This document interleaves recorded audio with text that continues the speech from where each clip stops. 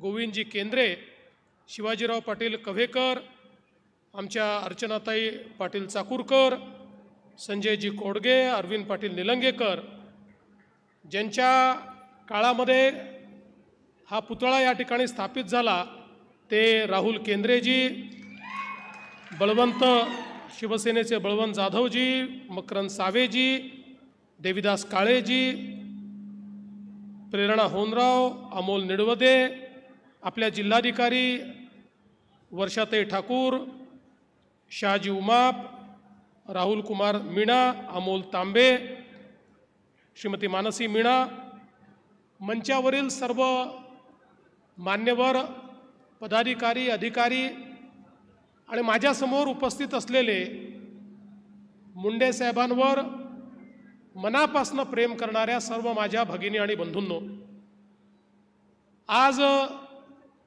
लातूर जिल्हा परिषद या जिल्हा परिषदेचे माजी सर्व पदाधिकारी अधिकारी यांचं मी मनापासून अभिनंदन करतो, त्यांचे आभार मानतो की या जिल्हा परिषदेच्या आवारामध्ये लोकनेते गोपीनाथराव मुंडेजी यांचा पूर्णाकृती पुतळा स्थापित झाला आणि माझं भाग्य समजतो की त्याचं उद्घाटन करण्याची संधी ही मला या ठिकाणी प्राप्त झाली, म्हणून खरोखर मनापासून आभार व्यक्त करतो।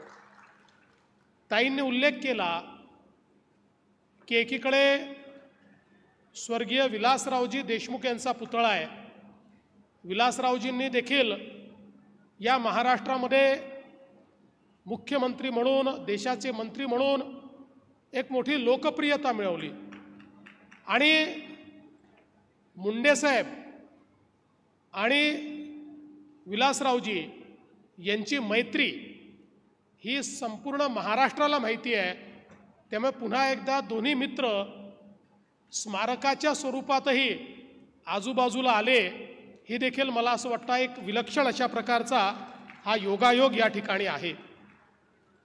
आपण जर गोपीनाथरावांचं संपूर्ण जीवन बघितलं तर सातत्याने संघर्ष करणारे गोपीनाथराव आपल्याला पाहायला मिळतात आणि अगदी सामान्य कार्यकर्त्यापासनं तर देशाच्या मोठ्यातल्या मोठ्या पदापर्यंत त्यांनी केलेली वाटचाल ही त्यांच्या मेहनतीतून, त्यांच्या संघर्षातून साकार झाली आहे।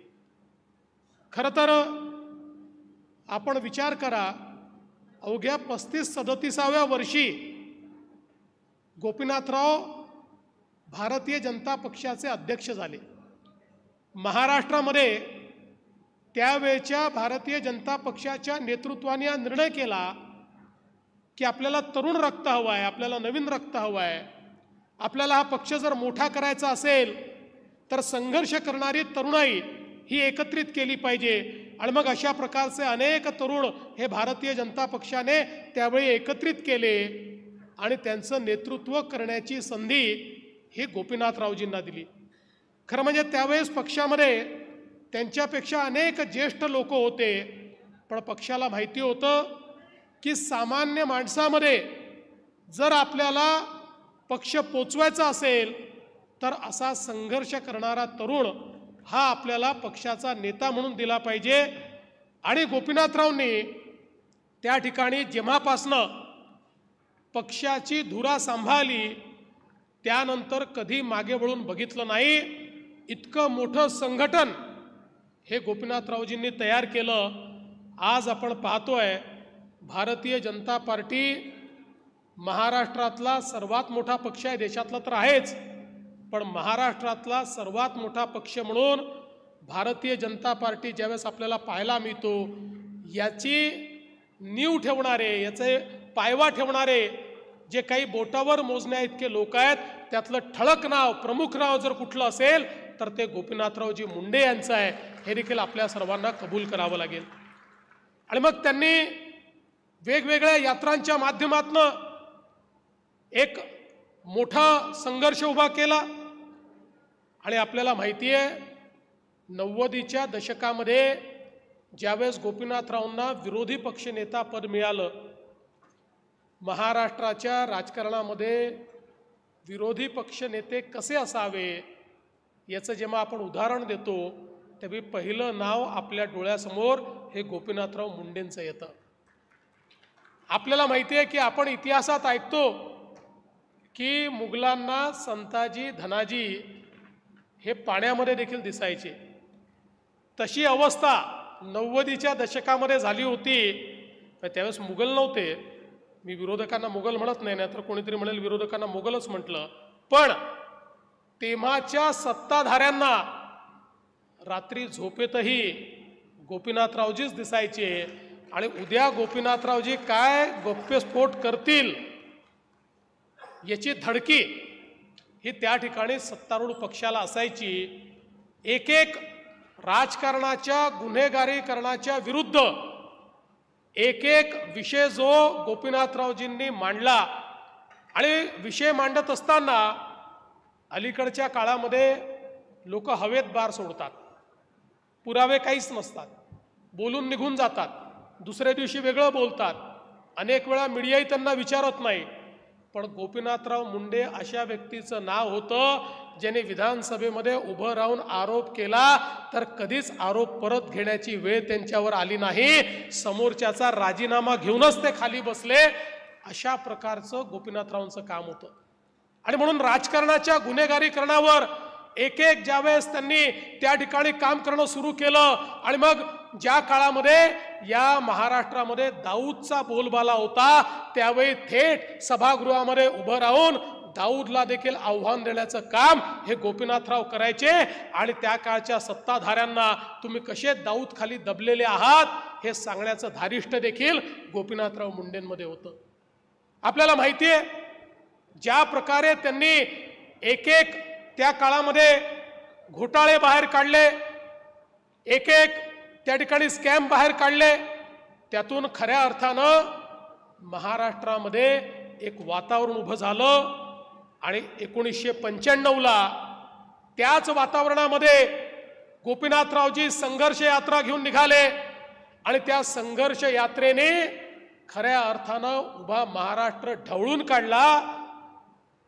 आपल्याला माहिती आहे संघर्ष यात्रा ज्या गावात जायची त्या ठिकाणी गावच्या गावं रिकामी व्हायची. अनेक ठिकाणी जेव्हा संघर्ष यात्रा एखाद्या गावात जाऊ शकायची नाही त्यावेळेस अख्खं गाव रिकामं येऊन त्या ठिकाणी मोठ्या रस्त्यावर यायचं, महामार्गावर यायचं, कारण त्यांना गोपीनाथरावजींची एक झलक पाहायची असायची. अशा प्रकारची संघर्ष यात्रा काढून या महाराष्ट्रामध्ये एकीकडे गोपीनाथराव आणि दुसरीकडे हिंदुहृदय सम्राट शिवसेना प्रमुख बाळासाहेब ठाकरे यांनी अशा प्रकारचं रान पेटवलं की महाराष्ट्रामध्ये परिवर्तन घडलं.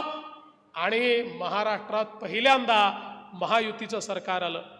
या सरकारमध्ये देखील अनेक खाती त्या ठिकाणी मुंडे साहेबांनी पाहिली. ऊर्जा खातं असेल, पाटबंधारे खातं असेल, पण सगळ्यात महत्त्वाचं खातं जे मुंडे साहेबांनी सांभाळलं ते म्हणजे गृह खातं. कारण तो काळ राजकारणातल्या गुन्हेगारीकरणाचा होता.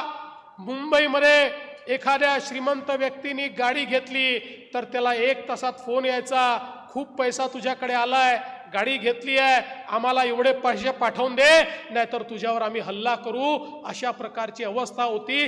काळी दिवाळी लोक साजरी करायचे अशी अवस्था होती. अशा वेळी मुंडे साहेबांनी सांगितलं या ठिकाणी मी हा गुंडाराज चालू देणार नाही, अंडरवर्ल्डचं राज्य चालू देणार नाही. आणि त्या काळामध्ये मकोका सारखा कायदा हा मुंडे साहेबांनी तयार केला. आणि एन्काउंटर सुरू झाले, गोळीचं उत्तर गोळीने देणं चालू झालं. आणि अशा प्रकारची दहशत तयार झाली की अंडरवर्ल्डमध्ये कोणाची हिम्मत कोणाला फोन करायची राहिली नाही. अंडरवर्ल्डच्या विळख्यातनं या महाराष्ट्राला बाहेर करणारे गृहमंत्री जर कोणी होते तर ते आपले गोपीनाथराव मुंडे होते. याचा मला अतिशय अभिमान आहे. आणि म्हणून हजारो गोष्टी त्या काळातल्या सांगता येतील की ज्या मुंडे साहेबांनी एक प्रकारे या महाराष्ट्राला नवीन महाराष्ट्र घडवण्याकरता केलेल्या आपल्याला पाहायला मिळाल्या. आणि म्हणून मुंडे साहेबांचं नेतृत्व कसं होतं त्यानंतर जवळपास 15 वर्ष राज्यातही सरकार नाही, आणि नंतर देशातही सरकार नाही अशी परिस्थिती 2004 नंतर होती. 1999ला आपलं सरकार अगदी थोड्या मतांनी गेलं, पण मुंडे साहेबांनी संघर्ष सोडला नाही. आणि एखादा व्यक्ती कसा असो बघा, मी अगदी जवळून बघितलेलं आहे. खरं तर अनेक वेळा पदं गेली की लोक फारसं विचारत नाही. पद असली की समोर समोर करणारी लोक पद गेल्यानंतर दिसतही नाही. पण 15 वर्ष पदावर नसतानाही मुख्यमंत्र्यापेक्षा जास्त रुबाब असलेला नेता जर कोणी असेल तर ते आमचे गोपीनाथराव मुंडे होते. पदाची आवश्यकताच नव्हती. गोपीनाथराव ज्यावेळी रस्त्याने निघायचे त्यावेळी मुख्यमंत्री उपमुख्यमंत्र्यापेक्षा देखील जास्त लोकांचं समर्थन, साथ आणि आशीर्वाद हा मुंडे साहेबांना मिळायचा. आणि या सगळ्या संघर्षामध्ये मला या गोष्टीचा अतिशय मनापासून आनंद आहे की मला खूप जवळून त्यांच्यासोबत काम करायला मिळालं. विधानसभेमध्ये विशेषतः मला एक फायदा होता, मी वयाने लहान होतो, त्यामुळे मुंडे साहेब सगळी कामं मला सांगायची. कुठली गोष्ट करायची असेल तरी मला जबाबदारी द्यायची. त्यामुळे इतक्या गोष्टी त्यांच्याकडनं शिकायला मिळाल्या. एखाद्या प्रसंगामध्ये काय केलं पाहिजे, कसं उत्तर दिलं पाहिजे, कशी कुरघोडी केली पाहिजे, याची जी हातोटी त्या ठिकाणी गोपीनाथरावजींकडे होती, असे फार कमी लोक आपल्याला पाहायला मिळतात. अलीकडच्या काळामध्ये आपल्याला अशा प्रकारच्या डिबेट्स पाहायला मिळत नाहीत. पण गोपीनाथरावजी ज्यावेळेस एकेका विषयावर सरकारचे साल्ट काढायचे त्यावेळी त्यांची बोलण्याची जी शैली होती त्यातला खुमासदारपणा होता. समोरच्यावर वज्राघात करत असताना देखील त्याला सहनही होत नाही आणि सांगताही येत नाही, अशी परिस्थिती ते करायचे. त्याच्याशी संबंध त्यांनी कधी खराब केले नाहीत, संबंध चांगले असायचे. पण मी तुम्हाला सांगतो, गोपीनाथरावजींनी सगळ्यात मोठी शिकवण काय दिली, जी माझ्या जीवनामध्ये मी अनेक वर्ष पाळतो आणि पाळली आहे. आणि मला असं वाटतं की जे काही थोडं बहुत यश मला मिळालं ते त्या शिकवणीमुळे मिळालं. मला गोपीनाथरावजी एक दिवस म्हणाले, देवेंद्र एक लक्षात ठेव, सत्ता जी असते ती अशी असते की ती अनेक आमिष आपल्याला दाखवते. सत्ता ही अनेक वेळा आपल्याला वश करते, पण लक्षात ठेव, सत्तेशी संघर्ष करायला शिक. ज्या दिवशी विरोधी पक्षात असताना सत्तेशी समझोता करशील त्या दिवशी कदाचित संपत्ती मोठी होईल पण नेतृत्व कधी मोठं होऊ शकणार नाही. आणि म्हणून सत्तेशी समझोता करू नकोस. आणि मी जीवनभर ते पाहिलं. जोपर्यंत विरोधी पक्षात होतो तोपर्यंत पाहिलं. मध्ये 2.5 वर्ष पुन्हा एकदा विरोधी पक्षात जायची वेळ आली. एकही दिवस सत्ता पक्षाच्या नेत्यांना झोपू दिलं नाही, कारण माझ्यासोबत गोपीनाथराव मुंडेंची शिकवण होती. सत्तेशी संघर्ष करायचा, सत्तेशी समझोता करायचा नाही. तो समझोता कधी केला नाही. आज मला खरं म्हणजे अनेक प्रसंग आठवतात. सभागृहामध्ये कितीही अडचणीची परिस्थिती असली, कितीही संघर्षाची वेळ असली, कितीही सभागृहामध्ये गदारोळ असला आणि मुंडे साहेब उभे राहिले, अख्खं सभागृह शांत बसायचं आणि मुंडे साहेबांचं भाषण ऐकायचं. सभागृहाच्या पेच प्रसंगामध्ये अनेक वेळा ज्यावेळी सभागृहाचे अध्यक्षांना आता सभागृह कसं सांभाळावं असा प्रश्न निर्माण व्हायचा, ते हळूच मुंडे साहेबांकडे पाहायचे. मग मुंडे साहेब तर विरोधी पक्षात होते पण एक जबाबदार नेते होते. जबाबदार नेता हा सत्ता पक्षात असो की विरोधी पक्षात असो, तो कधीही आपल्या विधानसभेची पत खाली जाऊ देत नाही. आणि मग त्यांनी बघितल्याबरोबर मुंडे साहेबांच्या लक्षात यायचं की आता हे सभागृह सांभाळण्याची जबाबदारी आपली आहे. आणि मग मुंडे साहेब उभे राहायचे आणि त्या ठिकाणी ते सभागृह सांभाळायचे आणि सभागृहातलं वातावरण हे पूर्णपणे त्या ठिकाणी परिवर्तित व्हायचं. अनेक वेळा आम्ही बघायचो मुंडे साहेबांची एक स्टाईल होती, पण एखाद्या व्यक्तीचं जे चरित्र असतं ते किती स्ट्रॉंग असतं, एखाद्या व्यक्तीबद्दल कन्व्हिक्शन किती स्ट्रॉंग असतं. अनेक वेळा बोलत असताना मुंडे साहेबांना कागद सापडायचे नाही. मुंडे साहेबांना कागद पाहून बोलायची सवय नव्हती. कागद त्यांचा पीए खूप द्यायचा आणि ते नेमके कागद हरवायचे आणि मग पुराव्यादाखल आलेला कागद त्यांना कधी सापडायचा नाही. मग जो कोरा कागद मिळेल तो कोरा कागद दाखवायचे, हा माझ्याकडे पुरावा आहे. पण कोणाची हिंमत नव्हती मुंडे साहेबांना विचारायची की दाखवा मुंडे साहेब तुमच्याकडे काय पुरावा आहे. लोकांना माहिती होतं मुंडे साहेबांनी कागद दाखवला म्हणजे नक्की त्यांच्याकडे पुरावा असेल. त्यांचा कोरा कागद देखील पुरावा म्हणून अख्खं सभागृह स्वीकारायचं, ही मुंडे साहेबांची काम करण्याची पद्धती होती. आणि म्हणून महाराष्ट्राच्या कानाकोपऱ्यामध्ये मुंडे साहेबांनी पक्ष वाढवला. आणि हे सगळं करत असताना एक गोष्ट अजून त्यांच्याकडनं शिकायला मिळाली, ती म्हणजे सामाजिक न्यायाचं कन्व्हिक्शन. मुंडे साहेबांनी सामाजिक न्यायाची कास कधी सोडली नाही. त्याकरता त्यांना राजकारणामध्ये काही अडचणी देखील सहन कराव्या लागल्या, पण मुंडे साहेब हे नेहमीच आपल्या विचारांवर अडिग राहिले. ज्यावेळी मराठवाड्यामध्ये मराठवाडा विद्यापीठाचं नामविस्तार डॉक्टर बाबासाहेब आंबेडकरांच्या नावाने करायचा, याच्यावर 2 गट झाले होते, मोठी आंदोलनं चालली होती, त्यावेळी मुंडे साहेबांनी कन्व्हिक्शनने हे सांगितलं की नाही, या ठिकाणी मराठवाडा विद्यापीठाचा नामविस्तार झाला पाहिजे आणि त्याला भारतरत्न डॉक्टर बाबासाहेब आंबेडकरांचं नाव लागलं पाहिजे. आणि त्याकरता संघर्ष केला, त्याकरता जेलमध्ये गेले, त्याकरता मोठ्या प्रमाणात आंदोलनं मुंडे साहेबांनी केली. त्याचा काही परिणाम देखील, राजकीय परिणाम त्यांना भोगावा लागला, पण त्यांनी कधी त्याची चिंता केली नाही. दलित, आदिवासी, ओबीसी, भटके, विमुक्त यांच्याकरता गोपीनाथराव मुंडे हे हक्काचं घर होतं. गोपीनाथराव मुंडे हे आपले नेते आहेत, हे आपल्या न्यायाकरता लढतात, अशा प्रकारचं कन्व्हिक्शन होतं. आणि मुंडे साहेबांनीही कधी हा लढा सोडला नाही.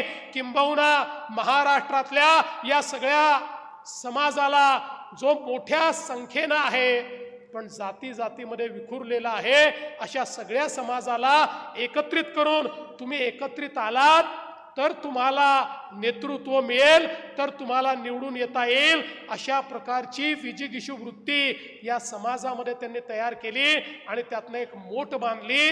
आणि आज आपण पाहतोय वंचितातल्या वंचित समाजाचे लोकही आपल्याला विधानसभेमध्ये आमदार म्हणून पाहायला मिळतात. याचं कारण ही सगळी मोठ ही मुंडे साहेबांनी त्या काळामध्ये बांधली. आणि या महाराष्ट्रातल्या सामान्य माणसाला तुलाही स्वप्न पाहायचा अधिकार आहे, हे मुंडे साहेबांनी त्या ठिकाणी सांगितलं. आणि म्हणूनच हे जे सामाजिक न्यायाचं त्यांचं कन्व्हिक्शन होतं, हे अत्यंत महत्त्वाचं होतं. पण यातनं दुसरं शिकण्यासारखं काय आहे? मुंडे साहेबांनी ओबीसीची मोड बांधली. ओबीसीचे नेते म्हणून मुंडे साहेबांकडे पाहिलं गेलं, पण ओबीसीचे नेते म्हणून त्यांच्याकडे पाहत असताना ते इतर कुठल्या समाजाच्या विरोधात आहे असं कोणीच कधी त्यांच्याबद्दल म्हणू शकलं नाही. इतर समाजांनाही मुंडे साहेबांबद्दल तेवढंच प्रेम होतं. आजच्या राजकारण्यांना हे शिकावं लागेल आणि आजच्या माध्यमांनाही हे समजावं लागेल. एखाद्या समाजाचं त्या ठिकाणी कल्याण झालं पाहिजे, याकरता दुसऱ्या समाजाचा दुस्वास करण्याची आवश्यकता नाही आहे. आपण सगळे एकत्रितपणे या महाराष्ट्रामध्ये महाराष्ट्राचं कल्याण करण्याकरता चाललो. त्यामुळे ज्या ज्या समाजामध्ये जो जो वंचित आहे त्या प्रत्येकाचं कल्याण करण्याची जबाबदारी ही आपल्या राज्यकर्त्यांकरता आहे, ही सगळ्या नेत्यांकरता आहे. अशा प्रकारची भावना जी गोपीनाथरावजींनी जीवनभर जोपासली, ती भावना जोपासण्याची आजच्या राज्यकर्त्यांना आवश्यकता आहे. ती समजून घेण्याची आवश्यकता आजच्या राजकीय परिस्थितीमध्ये आहे. आणि म्हणूनच मला असं वाटतं की खरं तर त्यांच्या जीवनामध्ये मला इतक्या गोष्टी जवळून पाहायला मिळाल्या की त्या प्रत्येक गोष्टीचा उल्लेख जर मी करू लागलो तर कदाचित तास 2 तास देखील कमी पडतील. ते ज्यावेळेस लोकसभेमध्ये गेले, आपल्याला माहिती आहे लोकसभेमध्ये गेल्यानंतर ते उपनेते झाले. अनेक वेळा महाराष्ट्रातनं गेलेले नेते हे लोकसभेमध्ये हरवून जातात.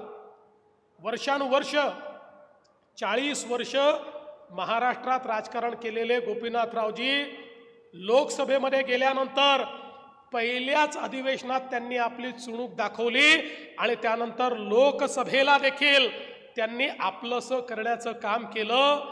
खरं म्हणजे आपलं सगळ्यांचं दुर्दैव आहे की गोपीनाथरावजींना केंद्रीय मंत्री म्हणून काही दिवसाचाच काळ मिळाला. जर गोपीनाथरावजी ग्रामविकास विभागाचे मंत्री म्हणून केंद्रात काम करत होते, गोपीनाथरावजींना अधिक काळ मिळाला असता तर या देशामध्ये एक चमकता तारा म्हणून, या देशाचे नेते म्हणून गोपीनाथजींना आपण पाहू शकलो असतो.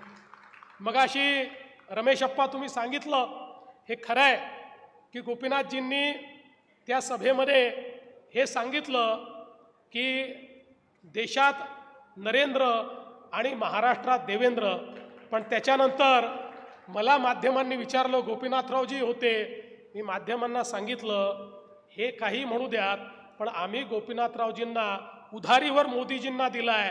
विधानसभेची निवडणूक झाली की आम्ही गोपीनाथरावजींना परत आणणार आहोत आणि या महाराष्ट्राचा मुख्यमंत्री बनवणार आहोत. खरं म्हणजे आमचं ते स्वप्न दुर्दैवाने पूर्ण होऊ शकलं नाही.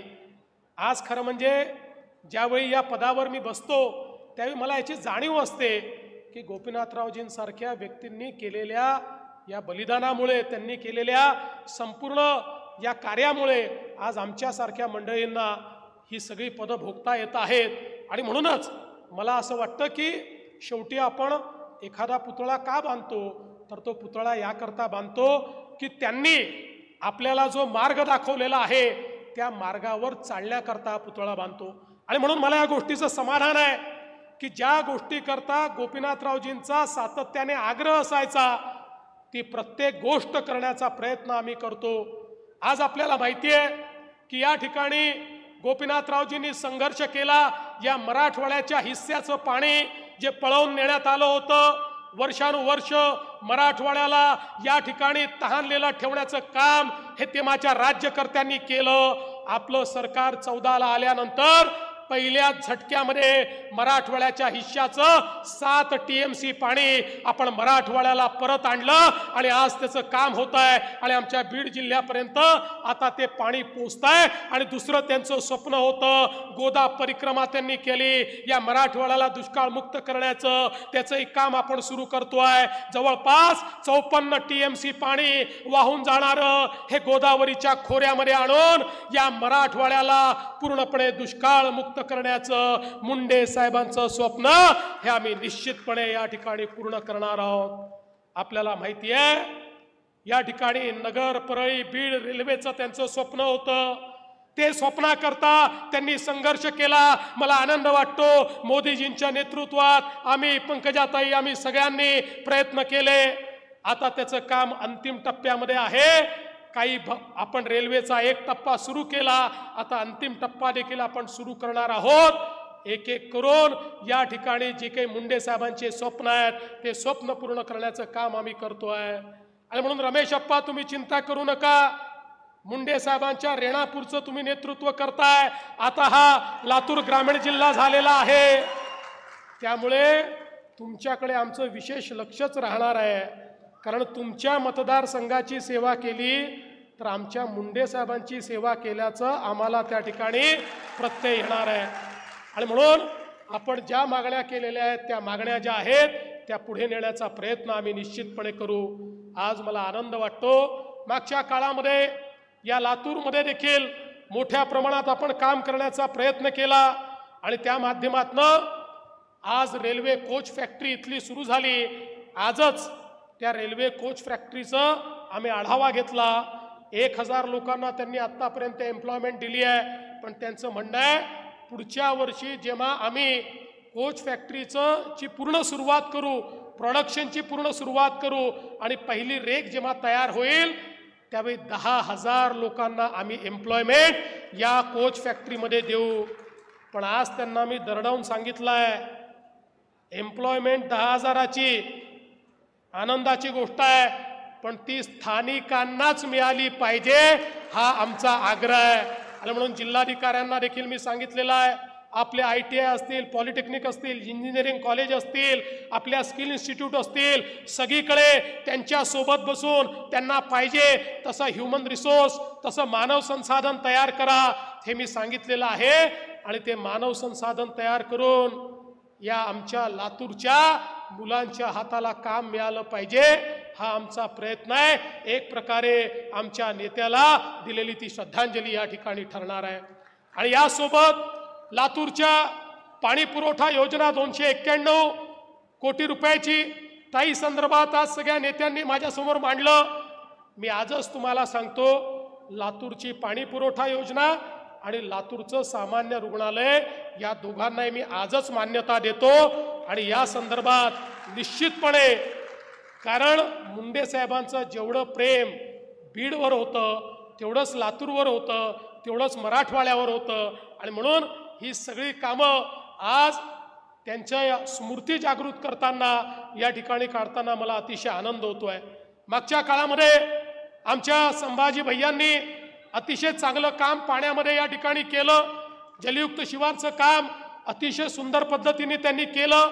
आणि आता अनेक सिंचनाचे प्रकल्प जे आहेत ते आपण पूर्णत्वास देतो आहोत आणि त्यासोबत काही जुन्या प्रकल्पाची एफिशियन्सी आपल्याला वाढवायची आहे, त्याचाही प्रयत्न आपण या निमित्ताने करणार आहोत। आमच्या अभिमन्यू पवारांनी या ठिकाणी मोठ्या प्रमाणात शेत रस्त्यांची कामं केली। आता मला सांगताना आनंद वाटतोय की आपल्या सरकारने नवीन शेत रस्त्यांची योजना हातामध्ये घेतली आहे।